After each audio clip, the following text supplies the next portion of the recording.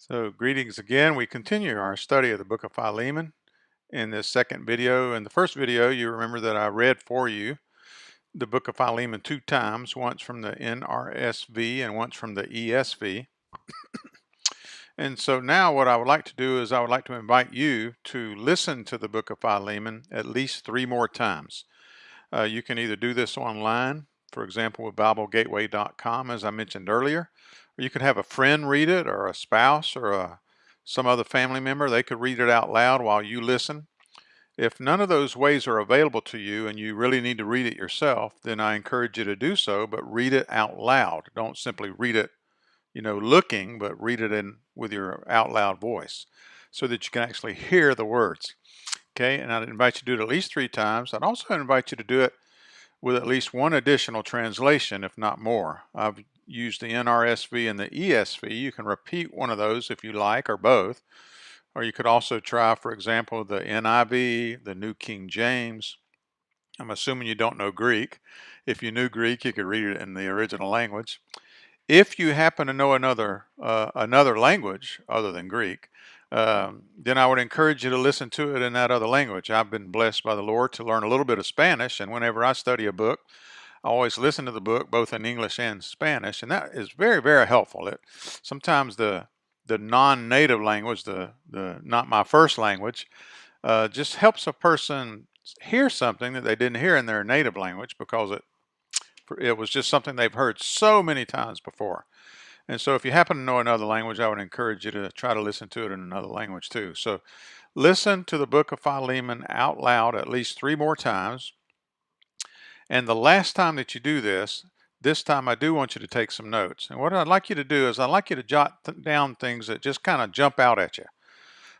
Things that surprise you, things that you kind of think to yourself, hey, that's cool, or things that you wonder about, things that you question. Why did he say that? What did he mean by that? That kind of thing. Things that are kind of encourage you. Boy, I bet Philemon and the church in his house loved hearing that.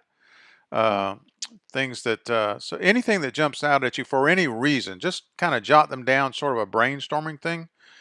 And then after you've done that, if you have more than 5 things on your list, try to narrow your list to the 5 things that sort of jumped out at you the most, that you think are maybe we're very tentative at this phase because we're just wanting to slowly see what the text says. We're not trying to make any interpretations yet, okay?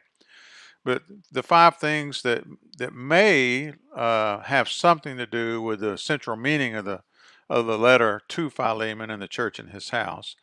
And also may have the 5 things, or at least some of those 5 things, that may have something to do with what we receive from the book of Philemon now in this time today. Okay?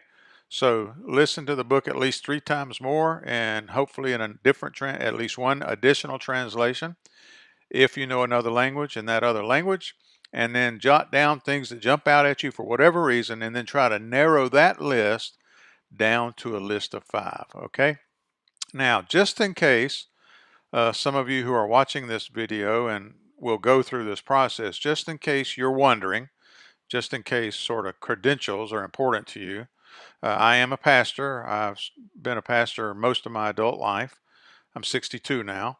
I served in local churches for 25 years, and I have been serving as a missionary and professor for 11 years after that. I teach courses on biblical studies and missions and evangelism. I have a bachelor's degree in New Testament from Oral Roberts University. I have a Master of Divinity degree from Candler School of Theology at Emory University in Atlanta. And I have a PhD in Evangelization Studies from Asbury Theological Seminary in Wilmore, Kentucky. The most important credential I have is that I'm a sinner saved by grace. But just in case you'd like to know who is this person, I have had some training. That doesn't make me smarter than anybody, but I have had some training. And I have found that the inductive Bible study method or process is extremely helpful. And I hope you will find it to be that way as well. Okay? And so I'll look forward to seeing you in the next video. God bless.